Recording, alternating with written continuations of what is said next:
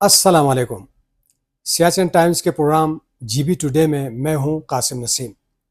नाजरीन, आज की अहम तरीन खबर यह है कि हुकूमत ने ज़िला दियामर के इलाके दारेल में एक टारगेटेड ऑपरेशन किया।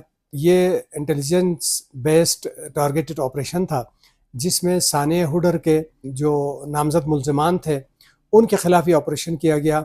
और वज़ीर आला गिलगित बल्तिस्तान के तर्जुमान के मुताबिक मतरूब दहशतगर्द था, उसको मार दिया गया है। और काफ़ी देर तक सिक्योरिटी फोर्सेस के साथ इन दहशतगर्दों का फायरिंग का तबादला होता रहा, जिससे सिक्योरिटी फोर्सेस के भी कुछ जवान ज़ख्मी हुए।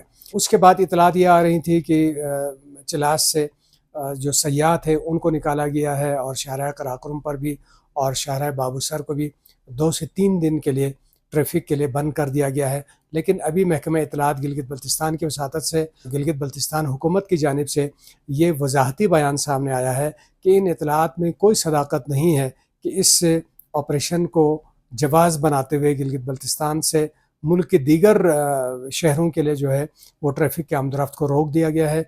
इनमें कोई सदाकत नहीं है। शाहराह कराकुरम के ऊपर भी और शाहराह बाबूसर के ऊपर भी ट्रैफिक के मामूल के मुताबिक रवां दवां है, और इसमें किसी किस्म की कोई रुकावट नहीं है। ताहम स्कर्दों में ये चीज़ देखी गई है कि जो मुख्तलिफ़ पेट्रोल पम्प हैं वहाँ पे गाड़ियों की लंबी लाइनें हैं, और डीज़ल के हवाले से इतलात है कि डीज़ल लोगों को नहीं मिल पा रहा और पेट्रोल के लिए लंबी लाइनें लग गई हैं। इसकी वजह कल से शुरू होने वाले मुमकिना टैंकर मालिकान हैं उनकी हड़ताल है। वो टैक्सेस के ख़िलाफ़ हड़ताल के लिए उन्होंने 5 तारीख की डेडलाइन दी हुई थी। तो अभी क्योंकि ये सयाहत का भी सीज़न है, बहुत बड़ी तादाद में सयाह रोज़ाने की बुनियाद पर गिलगित बल्तिस्तान में दाखिल हो रहे हैं, स्कर्दों में दाखिल हो रहे हैं।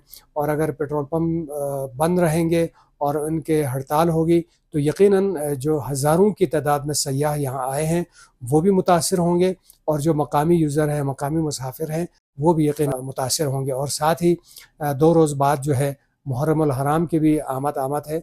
तो इस हवाले से भी ये अमर तशवीशनाक है कि अगर यहाँ पे पेट्रोल पम्प बंद होते हैं तो इससे लोगों को एक जगह से दूसरी जगह सफ़र करने, अस्पतालों में एम्बुलेंस सर्विसेज और स्कूलों के पिक एंड ड्रॉप, ये सारे सिलसिले जो है मुतासिर होंगे। इसके लिए हुकूमत को चाहिए टैंकर मालिकान से, इनके एसोसिएशन से संजीदा मुज़ाकरात करे और इस मुज़ाकरात के नतीजे में इस हड़ताल को होने से रोके, ताकि लोग सफ़र ना करें। आज स्कर्दों में बुरगे नाले में सुबह 7 बजे लोगों का कहना है कि खौफनाक आवाज़ सुनी गई। बहुत खौफनाक एक धमाके की सी आवाज़ आई, और उसके चंद लम्हे बाद नाले में बहुत बड़ा पानी का रेला आया, तो सैलाब आया, जिससे गांव है फापा, उस इलाके में बहुत सारे मकानात के अंदर पानी घुस गया, और बहुत सारे खेत फसलों समेत वो तबाह हुए हैं पानी घुसने से। और ज़िली इंतज़ामिया ने फौरी तौर पे वहाँ एक्सकवेटर और दीगर मशीनें रवाना कर दी, और नाले के खुदाई का और नाले के पानी का रास्ता बनाने के लिए काम शुरू कर दिया, ताकि मज़ीद जो है वो नुकसानात ना हो। तो इस मरहले पर एक नुक्ता जिसकी जानिब तवज्जो दिलाना मैं ज़रूर समझता हूँ कि लोगों को भी चाहिए कि वो तजावुज़ात से गुरेज़ करें, और बिलखुसूस जो नदी नाले हैं उनके गुज़रगाहों को, पानी के गुज़रगाहों को महदूद ना करें, वहाँ तजावुज़ात ना करें, ताकि पानी अगर 2 साल पानी नहीं आता है, 3 साल पानी नहीं आता, इसका ये मतलब नहीं है कि तामीरात करें। पानी ने किसी लम्हे भी आना है, किसी वक्त भी पानी ना आना है, और यकीनन फिर ऐसे मौक़ों पे नुकसानात होते हैं। तो लिहाजा लोगों को चाहिए कि वो तजावुज़ात से गुरेज़ करें और नालों को खुला छोड़ें, और जितना पानी के लिए गुज़रगाह माजी में छोड़ा हुआ है उनको इसी तरह रहने दिया जाए, ताकि सैलाब के मौक़ों पे नुकसान ना हो। तो नाज़रीन, कल फिर ताज़ा तरीन ख़बरों के साथ हाज़िर होंगे।